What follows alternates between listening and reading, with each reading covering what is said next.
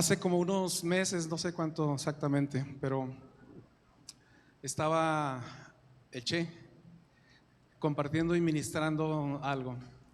Y luego dijo algo como esto: el que esté a su lado izquierdo, a su lado derecho, dígale lo siguiente: el domingo pasado te veías muy bien, pero este domingo te ves increíble.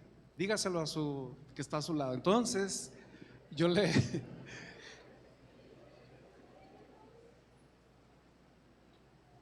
y yo volteé con el que estaba a mi lado, no voy a decir quién es,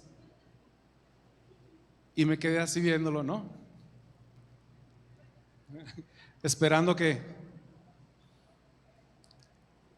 Y me dijo: hermano, tú sabes que la Biblia dice no mentirás. No me lo dijo realmente, pero yo lo vi en sus ojitos. Y yo dije: no, este hermano está pasando por un proceso. Algo está pasando, ¿no? No sé. Y se lo encomendé a Dios. Le dije: Dios, guárdalo en un lugar donde se pierda. No, no es cierto, hermano, no se crean. Y bueno, hace tiempo ya, hace bastante tiempo que Dios puso esta palabra que les quiero compartir a ustedes hoy. Y me di cuenta de algo a través de los grupos de conexión, porque esta palabra la tengo desde antes de yo incluirnos como familia en esta familia de Misión Esperanza. Pero a través de los grupos de conexión me he dado cuenta que todos pasamos por procesos y que todos estamos en procesos constantemente, nomás que no siempre nos damos cuenta.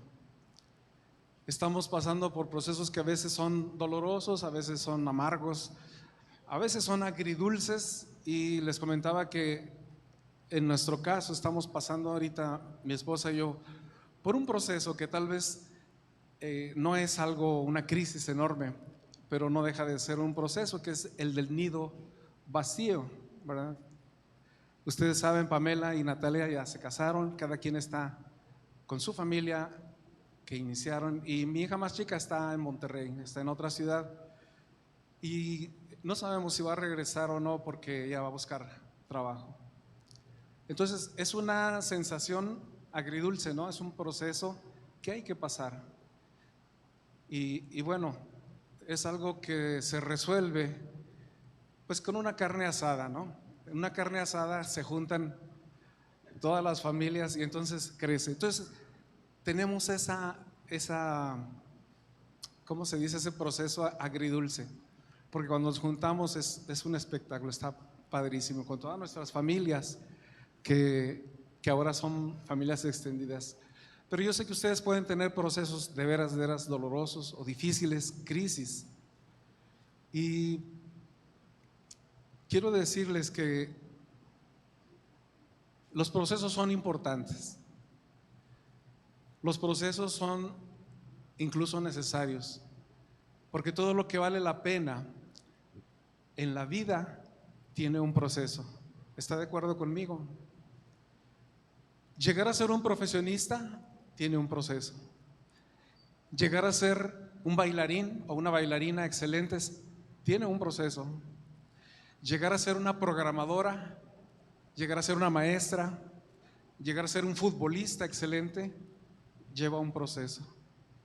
Llegar a ser maestra, llegar a ser lo que usted me diga, un pastor, una pastora, lleva un proceso. Y no importa lo habilidoso, no importa lo inteligente que usted sea, para llegar a la meta, a la cima, para llegar al éxito en cualquier área de la vida, se requieren procesos que, bueno, casi siempre son tediosos, cansados, a veces muy largos, incluso a veces dolorosos y costosos. Pero los procesos no solo son necesarios, nos ayudan a valorar los resultados, ¿cierto? No podemos saltarnos los procesos, que a veces tendemos a querernos brincar ese proceso, porque si nos los brincamos, los resultados son defectuosos, por decir lo menos. Por ejemplo, se ha dado, no sé si conozcan de alguien, pero alguien puede conseguir un título fraudulento de, no sé, medicina, de leyes, un título que diga yo soy, pero se saltó todo el proceso. Entonces, a la hora de ejercer, ¿qué va a pasar? Desastre, ¿no? Y yo titulé a esta plática el proceso de la cruz, porque fue un proceso bastante importante, que tuvo sus consecuencias, que tuvo su proceso doloroso, amargo, etcétera, pero tuvo resultados. Y quiero que veamos esos resultados. Y les quiero preguntar, a propósito de los resultados, ¿qué fue lo que Cristo logró en el proceso de la cruz? ¿Qué logró Cristo en el proceso de la cruz? Yo sé que la respuesta más fácil es mi salvación, es cierto, pero hay otras cosas que están ahí y que las vamos a analizar un poquito. Hace tiempo, estando en una oficina esperando a alguien, estaba leyendo una revista y vi un anuncio que abarcaba ambas páginas. En ese anuncio, en esas páginas, estaba una frase. Esta frase es la siguiente: nada realmente grandioso se ha logrado sin una gran pasión. Y en la otra página, en toda la página, una foto de uno de los modelos más bellos y emblemáticos de esta armadora de automóviles. Una belleza, ¿no? O sea, era el top de la gama y se ve que se tomaron su tiempo para hacerlo, toda la potencia, toda la tecnología, las llantas eran preciosas, todo. Se tomaron su tiempo y esfuerzo para lograr esa belleza. Algunos procesos requieren pasión para lograr resultados grandiosos, ¿no? Y hay una palabra que es pasión, que yo por mucho tiempo no entendía bien cómo es su significado, porque creo que lo utilizamos de diversas maneras. ¿Qué evoca para usted la palabra pasión?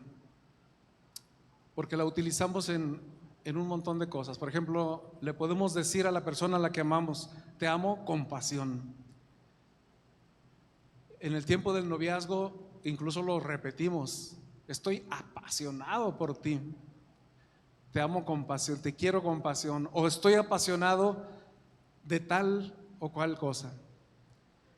Pero ¿qué entendemos por pasión? ¿Qué entiende usted por pasión? Y bueno, yo tuve que ir al diccionario para ver qué significaba esta palabra, y la definición está ahí en la pantalla. ¿Sí está? La palabra pasión viene del latín passio, que significa sufrimiento. Entonces, si por ahí una chica, su novio le dice te amo con pasión, tú, chica, le puedes decir: ¿estás dispuesto a sufrir por mí? A ver. Y tiene más sentido ahora, ¿verdad? La palabra pasión tiene más sentido. Es decir, alguien que tiene pasión es alguien dispuesto a sufrir por conseguir un resultado. ¿Está de acuerdo conmigo? Alguien que tiene pasión está dispuesto a sufrir. Y de nuevo la pregunta: ¿qué logró Cristo? ¿Qué logró nuestro Señor Jesucristo a través de este proceso de la pasión? Vamos a ver algunos pasajes que nos dan luz sobre esto. Muchos de ellos ya lo sabemos, pero quiero repasar esto porque es importante llegar a otras conclusiones además de esta. Hebreos 9, y por ahí está el pasaje en la pantalla. Hebreos 9, 24 al 26 dice: pues Cristo no entró en un lugar santo hecho por manos humanas, que era solo una copia del verdadero, del que está en el cielo. Él entró en el cielo mismo para presentarse ahora delante de Dios a favor de nosotros. Y no entró en el cielo para ofrecerse a sí mismo una y otra vez, como lo hace el sumo sacerdote aquí en la tierra, que entra en el lugar santísimo año tras año con la sangre de un animal. Si eso hubiera sido necesario, Cristo tendría que haber sufrido la muerte una y otra vez desde el principio del mundo. Pero ahora, en el fin de los tiempos, Cristo se presentó una sola vez y para siempre para quitar el pecado mediante su muerte en sacrificio. En otras palabras, Cristo murió en la cruz una vez, pagó nuestra deuda que nosotros no podíamos pagar y nos dio la posibilidad de reconciliarnos con Dios, de vivir en su presencia. Puede ser que esto lo veamos como el propósito último, más glorioso, mayor, grandioso. Hay otro pasaje que nos ayuda a entender esto, Hebreos 10, del 1 al 4. El sistema antiguo, bajo la ley de Moisés, era solo una sombra, un tenue anticipo de las cosas buenas por venir y no las cosas buenas en sí mismas. Bajo aquel sistema se repetían los sacrificios una y otra vez, año tras año, pero nunca pudieron limpiar por completo a quienes venían a adorar. Si los sacrificios hubieran podido limpiar por completo, entonces habrían dejado de ofrecerlos, porque los adoradores se habrían purificado una sola vez y para siempre, y habrían desaparecido los sentimientos de culpa. Hermanos, no sé si les pasa a ustedes, pero a mí me pasó. Yo ya soy perdonado, yo acepté a Cristo hace muchos años. Y cuando yo acepté a Cristo, yo lloré como no se imaginan. Y sentí que me quitaron 3 toneladas de encima. Y me sentí perdonado. Pero con el tiempo pasaba que venían otra vez los sentimientos de culpa. Y eso a veces pasa porque no entendemos o no aceptamos ese perdón de Dios al 100%. Ese sacrificio, cuando nosotros tenemos sentimientos de culpa por cosas que Dios ya perdonó, estamos diciendo que su sacrificio no fue suficiente, ¿cierto? Y creo que a veces venimos a la iglesia, venimos a misión con ese sentimiento, como cuando en el Antiguo Testamento ellos sacrificaban cada semana un cordero, cada semana un cordero. ¿Para qué? Para quitar los pecados de toda la semana. Y luego una vez al año el sacerdote por todos los pecados de él y luego de todo el pueblo. Y siento que a veces así venimos, o por lo menos así me pasó a mí. Vengo con ese sentimiento de culpa a decirle a Dios: aquí está mi sacrificio de lo que sea. Aquí está mi sacrificio. Y le pedimos al pastor y le pedimos a los hermanos, a los líderes, que oren por nosotros, porque traemos carga. Pero Dios ya nos perdonó, hermanos. Dios, escuche esto, ya nos hizo justos, aunque usted no lo sienta así. Si el sistema de sacrificios, lo dice Hebreos 1:10 del 1 al 4, este es otro texto que nos habla de esto. Esto lo acabamos de leer. Pero vean, 2 Corintios 5:21 es otro pasaje de la carta de Pablo a los Corintios. Y vea lo que dice: pues Dios hizo que Cristo, quien nunca pecó, fuera la ofrenda por nuestro pecado, para que nosotros pudiéramos estar en una relación correcta con Dios por medio de Cristo. Ponga atención en esa última parte del versículo. ¿Para qué? Para que nosotros pudiéramos estar en una relación correcta con Dios por medio del sacrificio de Cristo. ¿Está usted en una relación correcta con Dios en este momento? Dígale al de lado, ahí te hablan. ¿Estás en una relación correcta con Dios en este momento?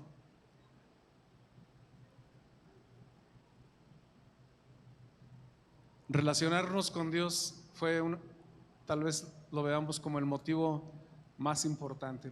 Pero vea lo que dice Hebreos 10, el versículo 11 y 12, porque este pasaje que vamos a leer nos dice que hubo otro resultado también grandioso y que a veces lo pasamos por alto.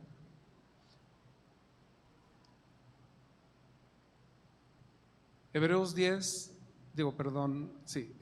11 y 12. Bajo el antiguo pacto, el sacerdote oficia de pie delante del altar día tras día, ofreciendo los mismos sacrificios una y otra vez, los cuales nunca pueden quitar los pecados. Recuerden eso, hermanos. No estamos viniendo a sufrir sacrificios cada vez que venimos por nuestros pecados. Cristo ya nos perdonó.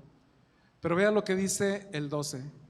Pero nuestro sumo sacerdote, que es nuestro Señor Jesucristo, se ofreció a sí mismo a Dios como un solo sacrificio por los pecados, válido para siempre. Y luego, este es el segundo resultado, que no es menos importante. ¿Qué dice? Se sentó a la diestra en el lugar de honor, a la derecha de Dios.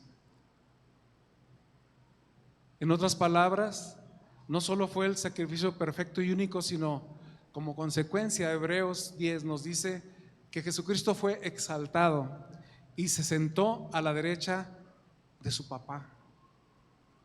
¿Qué hace a la derecha de Dios? Y esto ya lo vimos en estas semanas pasadas y lo estamos experimentando cada vez más como iglesia. ¿Qué está haciendo Jesucristo? Ya nos lo preguntó nuestro pastor hace poco. ¿Qué está haciendo nuestro Señor Jesucristo a la derecha de Dios? Intercediendo. ¿Por quién? Por cada uno de nosotros. Un lugar el que nada más Jesucristo podía ocupar.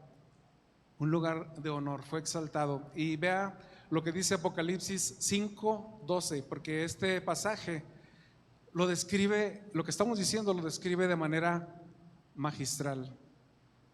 Apocalipsis 5:12 dice: ellos cantaban en un potente coro, como ahorita estábamos cantando nosotros, digno es el Cordero Santo. ¿Sintió esa tremenda emoción y poder de esa alabanza? Ellos cantaban en un potente coro: digno es el Cordero que fue sacrificado, de recibir el poder, las riquezas, la sabiduría, la fuerza y el honor y la gloria y la bendición. Qué tremendo. Hermanos, hermanas, si ustedes tienen dificultad a veces para adorar a Dios y se le acaban las palabras, aquí tiene un texto hecho a la mano, a la medida. Usted puede cada vez adoptar este pasaje y decirle a Dios, decirle a nuestro Señor Jesucristo: tú eres digno de recibir el poder, de recibir las riquezas, de recibir la sabiduría y la fuerza y el honor y la gloria y la bendición de parte de tu Hijo. Esa es la alabanza más expresa, o una de las alabanzas que podemos pronunciar. Cristo fue exaltado y ahí está. Pero fue necesario pasar por el proceso de la cruz que ya acabamos de ver. Un proceso cruel, un proceso muy doloroso, un proceso vergonzoso que tomó su tiempo, que no fue inmediato, pero que consiguió esos resultados que estamos viendo ahorita. Yo quiero hacerle una pregunta aquí. ¿Jesús se pudo haber saltado el proceso? ¿Jesús se pudo haber brincado el proceso? Usted sabe que en nuestros países latinos, y bueno, en México, expresamente hablemos de nuestro México, tenemos la tendencia a querer brincarnos los requisitos, ¿cierto?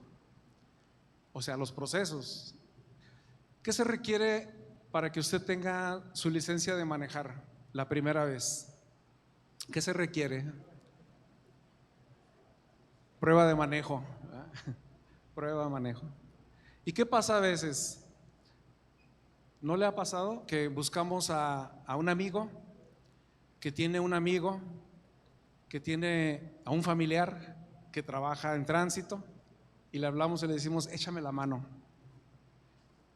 porque ya me urge la licencia?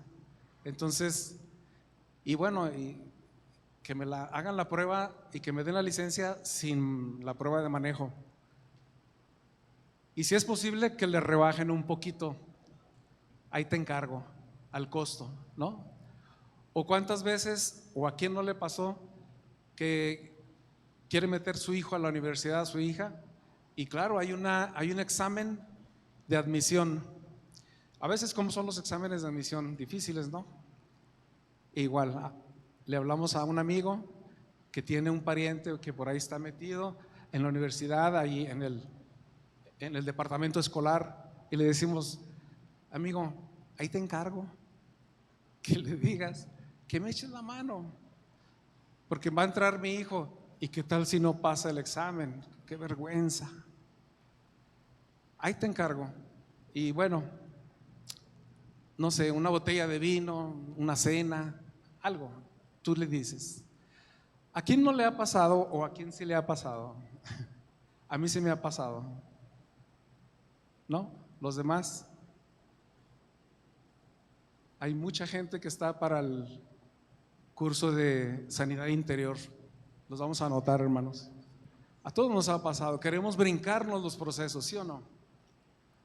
Queremos no pasar por ese proceso que necesitamos para lo que queremos. Y de nuevo la pregunta, ¿Jesucristo se pudo haber saltado este proceso de la cruz? Por lo menos, mire lo que son las cosas. Satanás fue de la opinión que sí.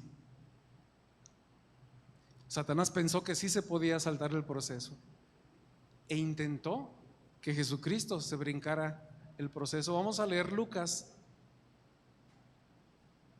4, déjenme lo abro aquí.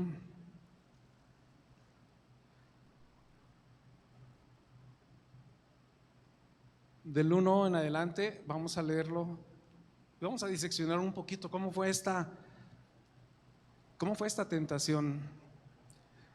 Dice el pasaje: entonces Jesús, lleno del Espíritu Santo, regresó del río Jordán, y el Espíritu lo llevó al desierto, donde fue tentado por el diablo durante 40 días.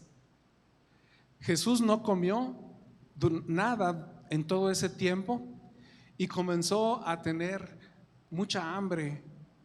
No invente, hermano, 40 días.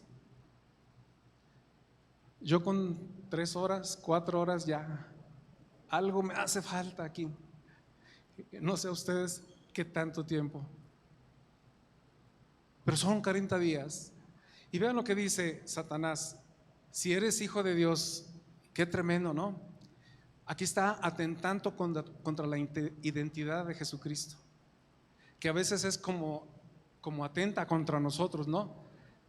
Pone en duda nuestra identidad y así nos dice: no que eres hijo de Cristo, no que eres hijo de Dios. Entonces, a ver, ¿por qué hiciste esto? ¿O por qué estás tan deprimido? ¿O por qué estás en la ruina? ¿O por qué estás, no sé? Si eres hijo de Dios, ¿cierto? Así es Satanás.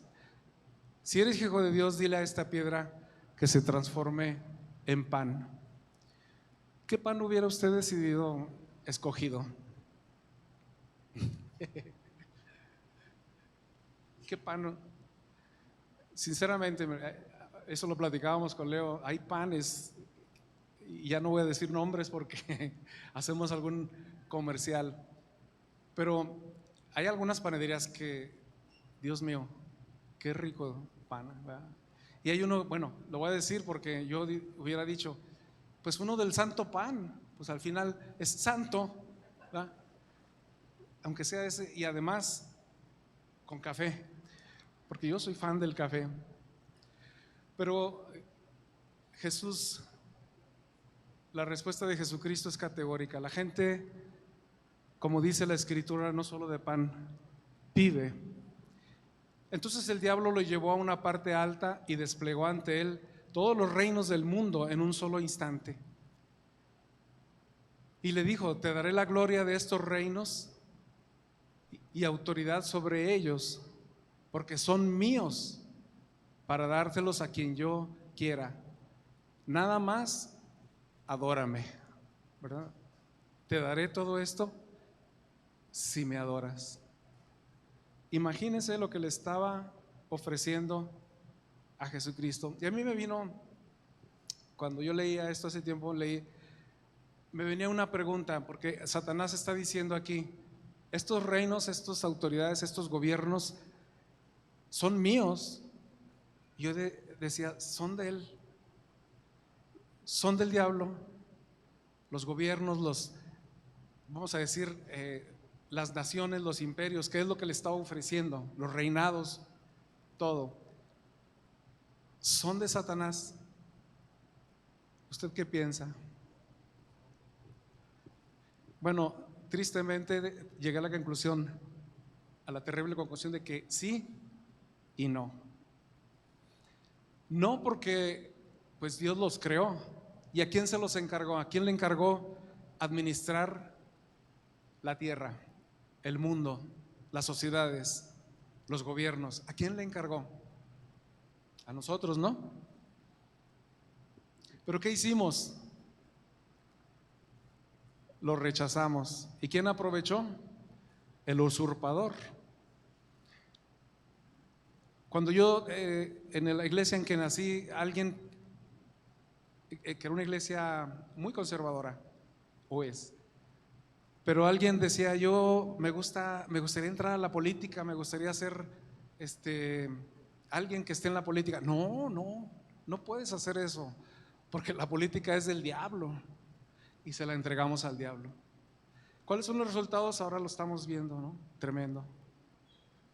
Pero ahora, hermanos, tenemos que arrebatarle esas esferas que le entregamos a Satanás, la familia, las instituciones, los gobiernos. Se los tenemos que arrebatar a nuestro Señor, al Satanás, perdón, porque el Señor nos lo entregó a nosotros. Pero Satanás es usurpador, es ladrón, así lo dice la Biblia. Entonces él aprovechó. Y luego, nosotros sabemos la respuesta del Señor Jesucristo: no, Satanás, adora al Señor tu Dios y solo sírvelo a Él. Pero Satanás no se dio por vencido. Sigue diciendo el pasaje que entonces el diablo lo llevó a Jerusalén, al punto más alto del templo, y le dijo otra vez, haciéndolo dudar de su identidad: si eres hijo de Dios, tírate, pues las escrituras dicen. Qué tremendo que Satanás sabe las escrituras, pero no las usa para bien. Las escrituras dicen: a sus ángeles mandará acerca de ti que te guarden. Él ordenará a sus ángeles que te protejan y te guarden, y te sostendrán con sus manos, para que ni siquiera te lastimes el pie con una piedra. Imaginen lo que le está proponiendo Satanás a Jesucristo. Mira, vamos en lo más alto, la parte más alta, pues se va a juntar la gente, ¿no? Ahí va a estar el pueblo. Entonces te avientas. ¿Qué dice la Escritura? Que van a llegar ángeles. Imagínate, de los 4 puntos cardinales, legiones de ángeles así de allá, y luego con sus alas, todos al mismo tiempo, ¿no? En una logística así padre. Van así y luego hacen esto y tú caes en blandito en las alas. Te vas a ganar al pueblo. Te van a nombrar gobernador, presidente, te van a dar todo. Se van a querer tomar selfies contigo, te van a hacer entrevistas en todos los medios de comunicación, todas las redes van a hablar de ti. Nada más, adórame. ¿Cuál fue la respuesta del Señor? Y aquí nos damos cuenta que Jesucristo conocía las Escrituras perfectamente, porque dice, Jesús le respondió, las Escrituras también dicen, no pondrás a prueba al Señor tu Dios. La última frase del pasaje dice que cuando el diablo terminó de tentar a Jesús, lo dejó hasta la siguiente oportunidad. Así es Satanás, desgraciadamente no descansa. Y a veces nosotros ganamos una batalla y nos dormimos en nuestros laureles. Pero en ese tiempo que Jesucristo ejerció su ministerio, fue cuando Satanás estuvo más activo. ¿Por qué? Porque no quería que se llevara a cabo el plan de Dios a través de Cristo. Y Satanás, a pesar de que ahora está derrotado, porque hermanos, está derrotado, Satanás ya no nos puede hacer nada. No te puede quitar tu salvación a ti, ni a mí. No puede hacer eso, porque estamos en las manos de Dios. Estamos en el regazo de Dios. Pero Él sigue mintiendo, robando, destruyendo, para que nosotros no vivamos una vida como Dios quiere, con una identidad como hijos de Dios bien establecida. Notemos que Satanás le ofreció al Señor Jesús lo que Jesús logró al final del proceso de la cruz. Ya lo dijimos, ¿qué logró? Aparte de reconciliarnos con Dios, un lugar de honor, ¿sí? Un lugar de honor.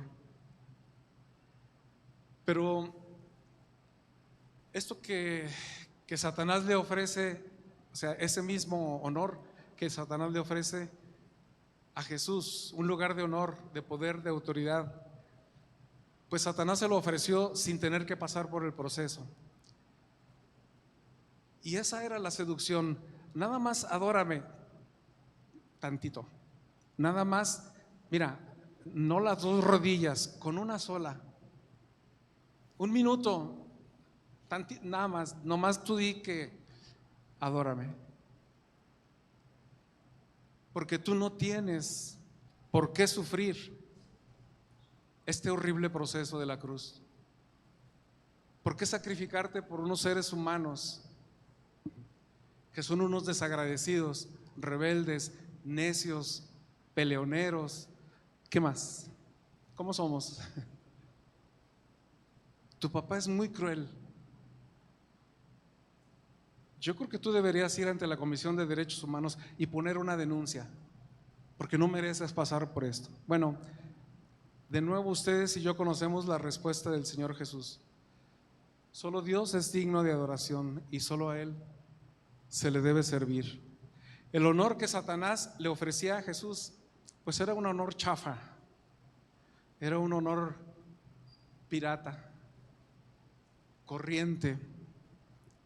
En suma, era un fraude, que es lo que Satanás suele ofrecer a la humanidad, a nosotros. Parece bueno, se ve muy bien, pero es pura basura. Así que cuidado, hermanos. Ahora, Jesús decidió pasar por el proceso de la cruz, aunque sabía lo que le esperaba. Sí sabía lo que le esperaba. Lo podemos leer ahí, se los comunicó a sus discípulos. Por eso en el huerto de Getsemaní, recuerdan ese pasaje, él ahí se pone a orar en una situación de extrema ansiedad, angustia. Dice la Escritura que sudaba como si fuera sangre, gotas grandes, que dicen la ciencia que puede ser en una extrema angustia pudiera pasar. Y Jesucristo le pide a Dios, a su papá en ese momento: papá, si es posible que pase de mí esta copa, si es posible que no tenga que pasar por esta horrible experiencia, ahí te encargo, pero no se haga mi voluntad, sino la tuya. Entonces sí sabía lo que iba a pasar. Y este pasaje, yo recuerdo que lo analizamos en los grupos de conexión, que ahora que pasó Semana Santa, precisamente este pasaje estábamos viendo. Y un dato interesante es que Jesucristo, pues lo vemos en una situación vulnerable, ¿no? Vulnerable, en ansiedad. ¿Se acuerdan de las palabras que dice allí en uno de los evangelios? Que le dice a sus discípulos: estoy triste hasta la muerte. ¿Qué significa eso, hermanos? Cuando alguien está triste hasta la muerte, ¿cómo está? En angustia, en ansiedad y en depresión. Y a veces nos hace difícil decir: es que ahí Dios sí, Jesucristo sí estaba deprimido, perdón. ¿Y qué hace? Esto también es bien interesante. Él pidió ayuda siendo Jesucristo. Y a veces nos cuesta trabajo decir: Jesucristo pidió ayuda, pues si él tenía contacto directo con su papá. Pero en ese momento él pidió ayuda. ¿A quién se la pidió, hermanos? A su grupo de conexión. Su grupo de conexión, los discípulos que eran más allegados a él. Y les dice a su grupo de conexión: ahí les encargo, vamos a orar, porque esto se va a poner feo. Oren por mí. Y qué tremendo ver a Jesucristo diciéndole a un ser humano: ora por mí, porque él estaba vulnerable en ese momento. De él aprendemos esa humildad. ¿Se le hace difícil a usted decirle a alguien: ora por mí? Ojalá no. El problema es que su grupo de conexión se quedaron dormidos. Y el relato dice que Jesús fue como unas 2 o 3 veces para despertarlos, para ver si están orando o no. Estaban todos dormidos. Por favor, despierten y pónganse a orar, porque esto va a estar feo, va a estar difícil. Pónganse a orar, como 2 o 3 veces. Y luego llega el momento de enfrentar a los que venían a apresarlo.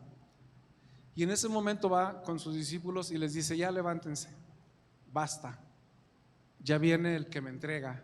Pero la actitud de Jesucristo ahí ya no era la actitud de ansiedad, de angustia y de depresión que estaba hacía rato.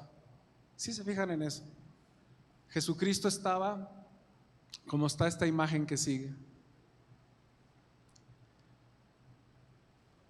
Primero lo vemos todo vulnerable, sudoroso, así encorvado, postrado hasta la frente en el suelo, casi llorando, en angustia, en tristeza.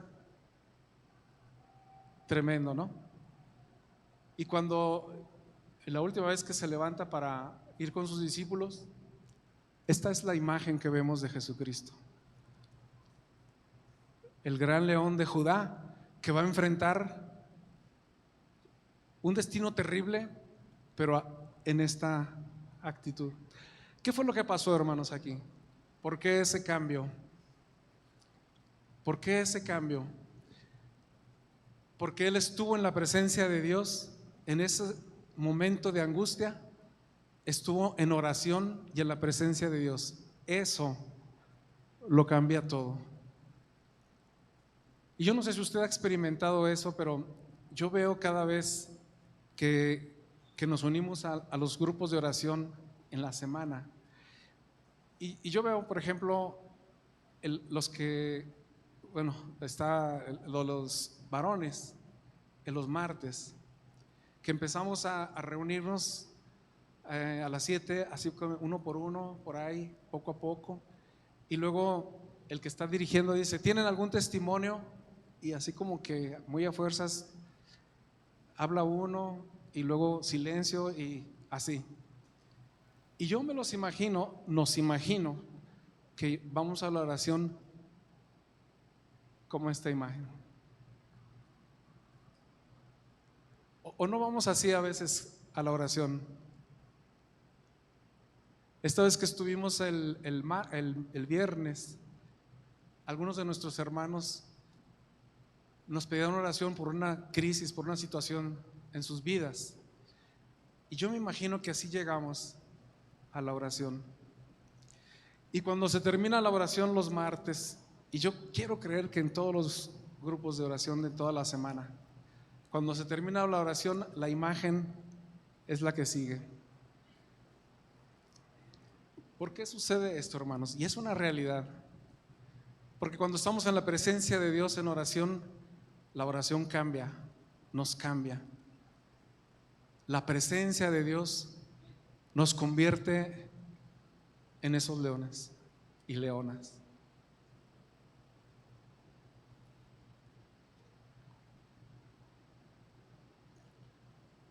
¿Qué fue más difícil, hermanos, para nuestro Señor Jesucristo? ¿El sufrimiento físico o la carga espiritual? ¿Qué fue más difícil? Tenemos una idea bastante cercana de lo que pasó físicamente cuando, no sé si usted vio la película La Pasión de Cristo. Y esa película revela algo muy cercano al sufrimiento físico que pasó nuestro Señor Jesucristo. Y yo me acuerdo que cuando estaba viendo la película en la sala, yo creo que el 99% de las personas estaban llorando por ver ese sufrimiento físico. Y llega un momento en que Jesucristo clama y dice, en lo último que alcanza a decir: Padre, papá, papito, ¿por qué me has abandonado? Y esa frase para mí en algún tiempo fue como un problema, porque yo decía, es que no te abandonó, ¿o sí? ¿Usted qué piensa? ¿Dios lo abandonó en ese momento o no? Y déjenme le digo algo. En ese momento, por eso les decía, ¿qué es más difícil? ¿Qué fue más difícil para nuestro Señor Jesucristo? El sufrimiento físico o espiritual. En ese momento, Jesucristo estaba en la cruz cargando los pecados suyos y los míos y los de toda la humanidad. Y yo no puedo con los míos. O sea, si usted me quiere pasar uno con uno y decir, no me cargues más, porque yo no puedo con los míos. Dios es santo. Y en ese momento, Jesucristo con todos los pecados, imagínense todos los pecados, se tuvo que retirar un poco para que pudiera hacer el sacrificio perfecto. No sé si alguna vez a usted lo han acusado de algo que no hizo. Pues eso fue lo que pasó con el Señor Jesucristo. Él fue penalizado, Él fue castigado por delitos que Él no cometió. Así que déjeme le digo algo, mi hermano, mi hermana. Si usted aceptó el sacrificio de Jesús, si usted entregó su vida a Cristo, entonces usted está aceptando el perdón de Dios. Y debemos sentirnos verdaderamente perdonados. Usted debe sentirse verdaderamente perdonado y no andar cargando con esa culpa, porque Dios ya nos perdonó. Y tenemos que vivir conforme a ese nuevo nacimiento. Ahora somos hijos de Dios. Tenemos una identidad que nadie nos puede quitar. Nadie. Tenemos que vivir en esa dimensión. ¿Está de acuerdo conmigo? Puede decir amén si está de acuerdo conmigo. Y bueno, quisiera pedir al grupo de alabanza que si pueden pasar.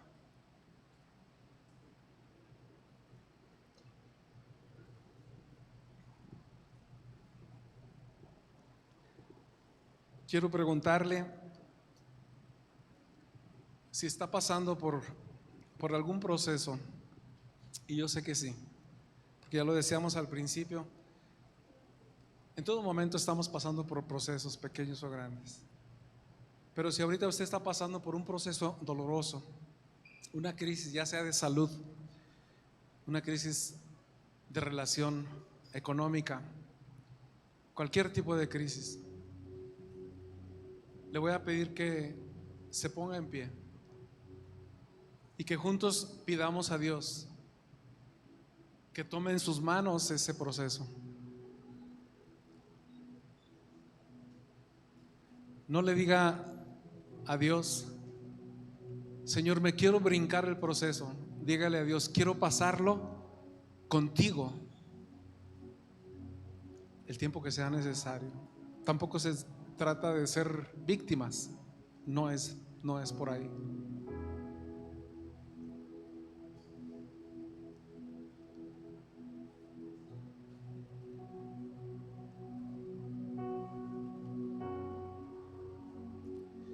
Quiero decirle que Jesucristo nos entiende perfectamente, lo entiende perfectamente a cada uno de los que estamos aquí, porque ya vimos que Él experimentó el peor proceso que un ser humano puede experimentar, y nos dejó mensajes bien claros. Uno está en Isaías 43:2, y vean lo que dice Isaías 43:2: cuando pases por aguas profundas, yo estaré contigo. Cuando pases por ríos de dificultad, no te ahogarás. Él no está diciendo que no vamos a pasar por ríos de dificultad, hay que entenderlo. Cuando pases por el fuego de la opresión, no te quemarás. O sea, va a haber fuego,